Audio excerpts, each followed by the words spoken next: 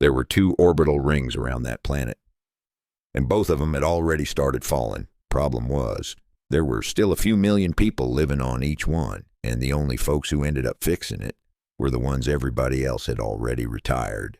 The rings were falling, so they called the retired guys By A J Maraine.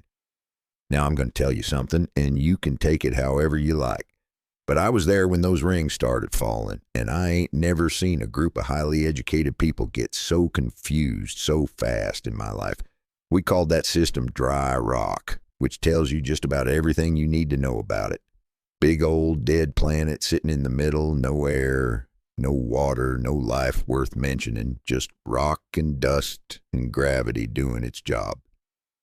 Only reason anybody cared about the place at all was those two Terran-built orbital rings wrapped around it like a pair of halos that had decided they weren't quite ready to die yet. Each one of those rings had a few million souls living on it, spread out across sections that looked like little worlds of their own, if you didn't think too hard about what was holding them up. Now Terrans built those rings a long time back. And when I say Terrans built them, I don't mean the clean, polished, committee-approved version of Terrans you see in official records. I mean the kind that welded things together because it made sense at the time and figured they'd write it down later if it worked. Those rings weren't pretty. They were solid. There's a difference, and it matters more than folks like to admit. Everything had been running fine for years. Decades, really. Stable orbit, clean rotation, gravity holding steady, systems humming along the way they were designed to. You get used to that kind of reliability after a while. Start thinking it's permanent. That's usually when things decide to remind you they ain't. First sign something was wrong, wasn't loud, didn't come with sirens or flashing lights. It was just a number on a screen that didn't quite look right. One of the orbital techs flagged it, passed it up the chain, and somebody somewhere said, "Run it again." So they did. Same result. Ring velocity off by a fraction so small most folks wouldn't even notice it. But the kind of fraction that don't belong where everything's supposed to be balanced just right. They adjusted for it. That's what you do. Then it drifted again. And that's when people started paying attention. Now here's the thing about systems like that. You don't get one part wrong. You get a cascade. Rotation starts to slip, gravity gets uneven, stress builds up in places it ain't supposed to, and before long you're not talking about a maintenance issue anymore. You're talking about millions of people riding something that's slowly forgetting how to stay in the sky. So they did what folks always do when something serious starts going sideways. They called in engineers. And I ain't talking about a handful of them either. I'm talking teams, specialists, orbital dynamics, structural integrity, gravitational stabilization, systems control, you name it. They had somebody standing there with a degree in it and a tablet full of reasons why it shouldn't be happening. They scanned everything, ran simulations, cross-checked outputs, verified inputs, built models on top of models, trying to figure out what had changed. But the problem was nothing had, at least not in any way they could measure. That's what got people nervous, because if something's breaking, you want to know what it is.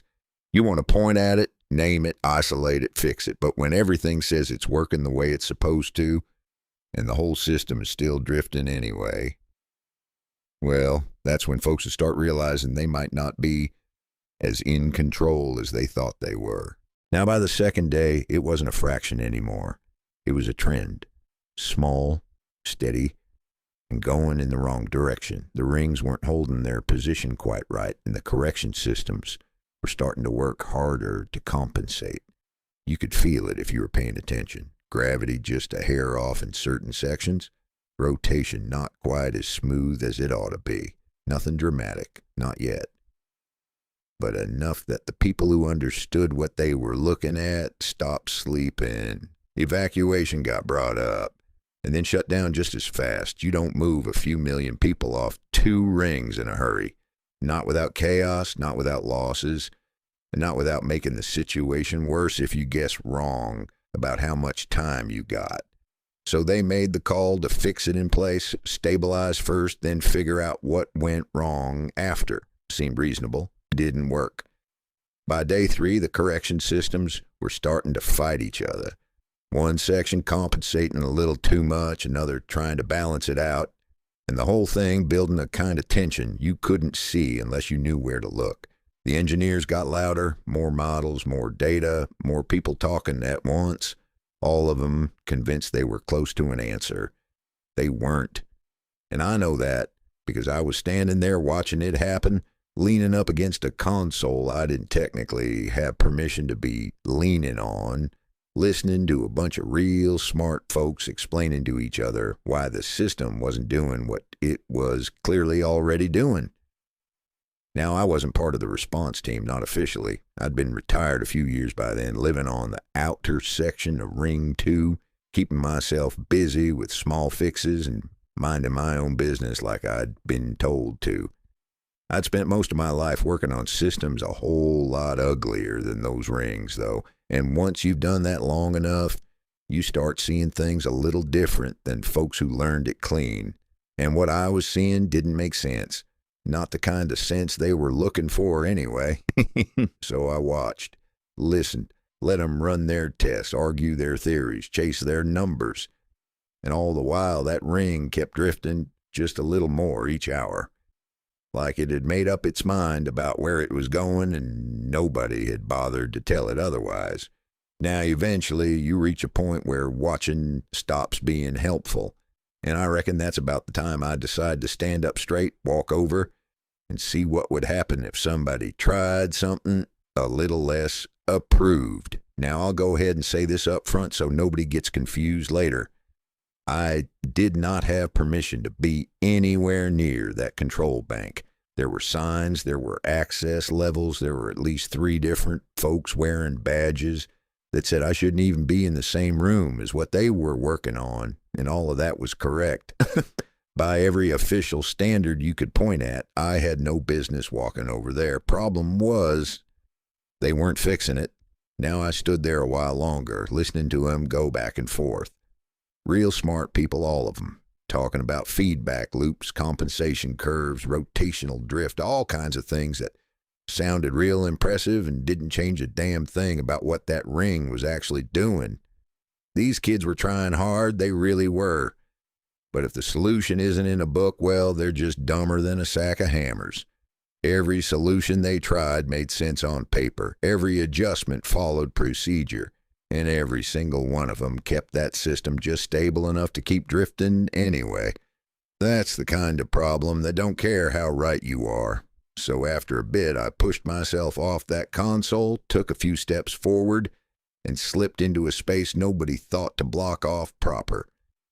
Not because they didn't know better, just because when enough people are busy talking, nobody's watching the quiet ones. I found myself a panel that looked familiar enough to be worth opening, popped the latch, and took a look inside. Now I'm going to stop right here because this part matters. And you'll understand what happened next a whole lot better if you know the kind of folks we're talking about. Some humans retired to live out their lives in quiet conversations about the past. Many, however, were not ready to hang up their hats when they were told it was time. They could still contribute and make a difference. Many of these were engineers and mechanics who had fixed things and made new things all their lives, especially weapons. We were not ready for shuffleboard and bridge. We didn't think our time was up. We were told it was. There's a difference. The first thing you got to know about us old folk, we have a lifetime of knowledge rattling around in our heads. It's the kind of things you learn by living, not learning from a book. The kids can't appreciate it. In fact, you basically had to wake up one day, retired, and take stock of what you know. The other thing you got to know about us is that we didn't give a damn what you think of us. That little spark burned out a long time ago. You can accept us for who we are or just walk off into a swamp. We know what works and what don't. We also know that Purdy never made anything work better. We also preferred our own company. These young chatterboxes fresh out of school, looking for shiny new toys, annoyed us, mostly because we can remember when we were like that. By the time I closed that panel back up halfway, I'd seen enough. Not everything, not even close, but enough to know the system wasn't failing the way they thought it was. It wasn't breaking. It was correcting itself wrong. Too many clean adjustments stacking on top of each other, each one trying to fix the last one just a little better than it needed to. That kind of thing builds up. Eventually the system don't know when to stop helping. Now I didn't explain any of that. Didn't figure I needed to. I reached in, found a line that shouldn't have been as clean as it was, pulled it loose, and let it hang for about half a second. That's when somebody noticed me. "Hey, what are you doing?" I didn't answer because I was busy taking that same line and setting it into a different socket that looked like it hadn't been used in a very long time. Soon as it made contact, it sparked. Not big. Just enough to make a sharp little snap that got everybody's attention at once. And then all hell broke loose. Alarms lit up across 3 different boards. Somebody started shouting about unauthorized access. Another one was already moving toward me like they were fixing to drag me out of there by the collar. I heard at least 2 different people call for a full system rollback, which I found a little funny considering they didn't have one that was working in the first place. Who authorized that? Disconnect it. Don't touch anything else. Now, through all that noise, I kept my hand right where it was and watched the main display, because that's the part that mattered. First, it got worse. Rotation variance spiked. Compensation systems kicked hard, overcorrected, then tried to pull back. Gravity readings flickered just enough that a few folks nearby shifted their stance without realizing why. For about 3 seconds there, it looked like I'd just sped the whole mess up. Then it settled. Not fixed, just steadier. The drift didn't stop, but it slowed. The correction systems stopped fighting each other so hard. The numbers on that board smoothed out in a way they hadn't done in 3 days. And the room went quiet, fast, because every one of those engineers were looking at the same thing I was, and none of it lined up with what they thought should have happened. One of them leaned in close to the display, tapped a few inputs, checked the output twice like maybe it was lying to him. It wasn't. Another one just stared at me like I'd kicked his dog. "What did you just do?" he asked. I looked back at the panel, then at the board, then back at him. "Changed its mind," I said. That didn't help him any. The coordinator pushed through the group then, took one look at the readings, and then looked straight at me, not angry, not yet, just focused in a way that told me they finally understood something important had just happened. "You stabilized it," he said. "A little," I told him. They held that look for about half a second longer, then asked the only question that mattered. "Hey, can you fix it?" Now I glanced back at that panel, then out across the room at all those clean uniforms and polished ideas still standing around, waiting for permission to make sense again. "Yeah," I said. "But not like this." They frowned at that. "What does that mean?" "It means," I said, closing that panel the rest of the way, "I'm going to need some help." I started walking past them toward the door before they could ask anything else. "And you're going to need to get these young bucks out of my way before they fix it right back into the ground." That's when things started getting interesting. Now, once those old boys started showing up, the whole feel of that room changed. It got quieter in a way. Not less busy, just less nervous. Nobody rushing, nobody explaining themselves, just folks looking, listening, and then moving when they'd made up their mind. That's the difference right there. Young engineers try to be right. Old ones try to make it work. The system wasn't broken, it was being fixed to death. First problem came up about 5 minutes in. One of the inner control housings needed eyes on it. Not scans, not a model, actual eyes. One of the younger techs spoke up from the observation line saying they could run a remote diagnostic. One of ours didn't even turn around. He said, "Yeah, and we can keep falling while you do it." He leaned into the open panel, squinted inside, then straightened up slow and said, "Somebody's going to have to crawl in there." "Somebody's going to..." Now there was a pause. Then 3 of us, near at the same time, said, "Not it."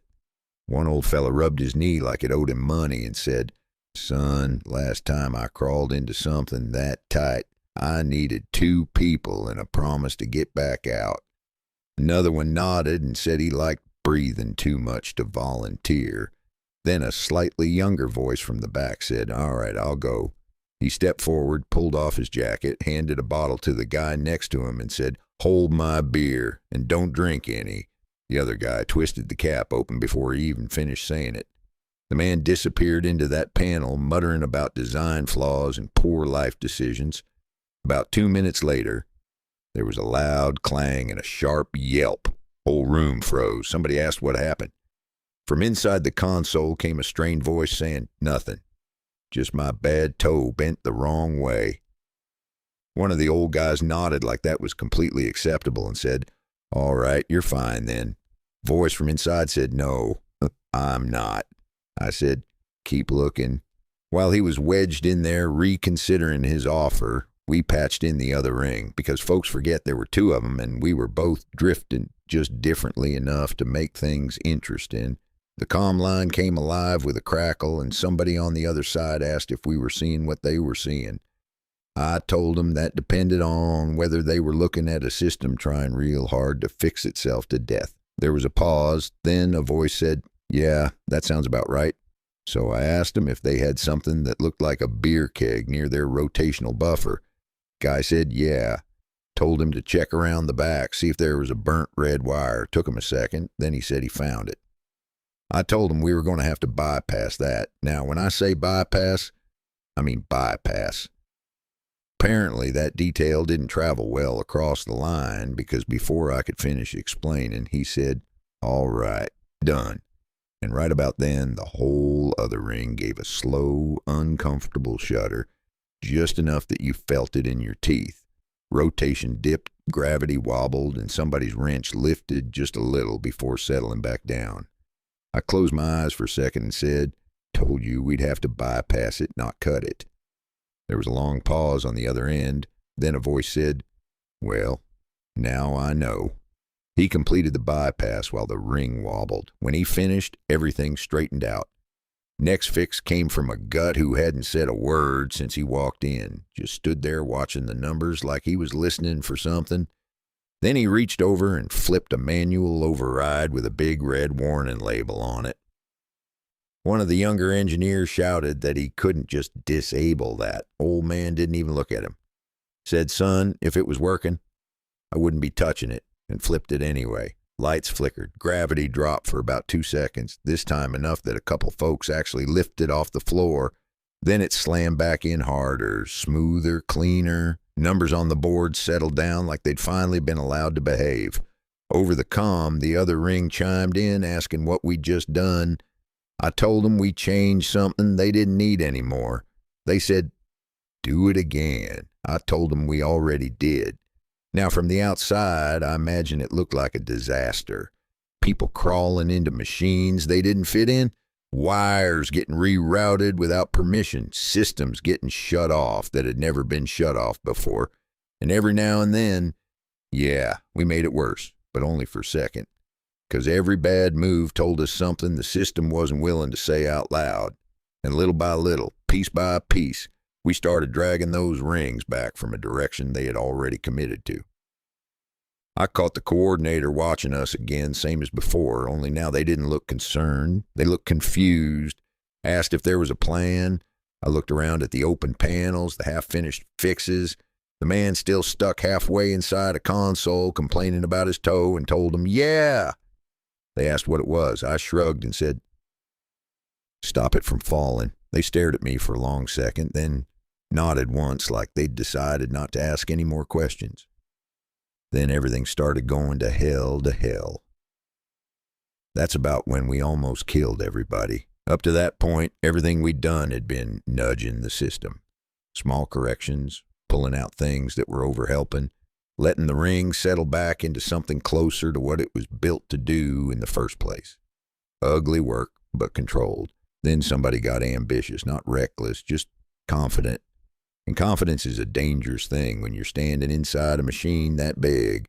One of the fellas over on the far panel, the same one who'd flipped that override earlier, had been watching a secondary compensation loop nobody else had touched. He tapped the side of the console, leaned in close, and said, "This one's still fighting us." I walked over, took a look, and he wasn't wrong. That loop was still trying to fix every change we'd made, smoothing things out in a way that looked real nice on a graph, and was quietly dragging the whole system right back toward failure. I told him if he shut that off, it was going to jump. He nodded like he already knew. Somebody behind us asked how big a jump. He thought about it a second and said, "Big enough folks are going to remember it." Now that would have been a fine time to stop and talk it through. Maybe hold a meeting, run a simulation, pretend we were still in control of things. We did not do that. He reached up and killed the loop. Everything went wrong at once. The ring lurched, not a wobble or a drift, but a full-body shudder that rolled through the structure like it had just remembered gravity existed and didn't like the idea. The floor dropped out from under us for a split second, and this time it didn't come right back. Tools lifted, people grabbed for whatever they could reach, and somewhere deep in the structure you could hear metal complaining in a way that made you real aware of how much of it there was. Over the comm, the other ring lit up all at once. Somebody shouted, "What did you just do?" I grabbed a rail as gravity flickered between optional and aggressive and told them, "We took the leash off." There was a pause. Then, "That was the leash?" I told him that was apparently the leash. Back in our panel, the fella still halfway inside the console started yelling that he didn't like this one bit. Somebody asked if he was still alive. He said barely. They told him to keep looking. That part never changes. Now here's the part that matters. For about 30 seconds, we had nothing. No clean numbers, no stable rotation, no guarantees. Just a whole lot of structure trying to remember how to behave without somebody constantly telling it what to do. And if we'd been wrong, that would have been the end of it. Then it rebooted and caught. Not clean, not gentle, but good. Rotation snapped back into a line that made sense. Gravity slammed in hard enough that a couple folks hit the deck and stayed there a second just to make sure it was done moving. The remaining systems, the ones we hadn't torn apart, finally stopped fighting and started following. And the numbers on that board, they settled. Not perfect, but honest. Nobody said anything for a second. Then over the comm, the other ring came back quiet and slow and said, "It stopped." I looked at our board and told them ours had too. They asked if we'd fixed it. I looked around at the mess we'd made, open panels, rerouted lines, a man crawling out of a console like he'd just fought it and lost, and I told them, yeah. They asked if I was sure. I said, "Of course I'm sure. I think." The coordinator stepped forward then, slow and careful, like they didn't want to disturb anything that had finally decided to behave. They looked at the board, then at me, then back at the board again, and said that all this time they'd been trying to stabilize it. I told them, yeah. They asked if that was the problem. I said they'd been fixing it so hard it forgot how to run. System didn't need more help. It needed less. They stood there with that for a moment, then said that wasn't in any of the manuals. I told them that was why it worked. Over the next few hours, things smoothed out. Not because we made it cleaner, but because we stopped trying to make it smarter than it needed to be. Left a few things disconnected, rerouted a couple systems in ways nobody was ever going to write down officially, and took out just enough improvements that the original design could breathe again. It wasn't pretty, but it was stable. We started up the thrusters that pushed us back to where we were supposed to be. The coordinator and his crew didn't even know about the thrusters. If they had, the rings would probably be in pieces now. Before I left, one of the younger engineers came up to me, same one that had been shouting earlier. He looked at the panels, then at me, then back at the board, and said he didn't understand how that worked. I told him that was all right, he would. He asked when. I started walking past him and told him it'd be about the time something breaks that shouldn't, and the book doesn't help him none. That supervisor got real smart real fast. He made up new teams, 2 younger engineers for each old one. The younger ones went into the tight spaces and twisted around while the older ones sat back where their joints told them to stay and showed them what to do. They got rid of repairs that the book told them to do and replaced them with ones that worked. Now those rings are still up there. Still turning, still a little ugly in places they didn't used to be. And every now and then somebody opens up a panel, sees something that don't make sense, and asks why it was done that way.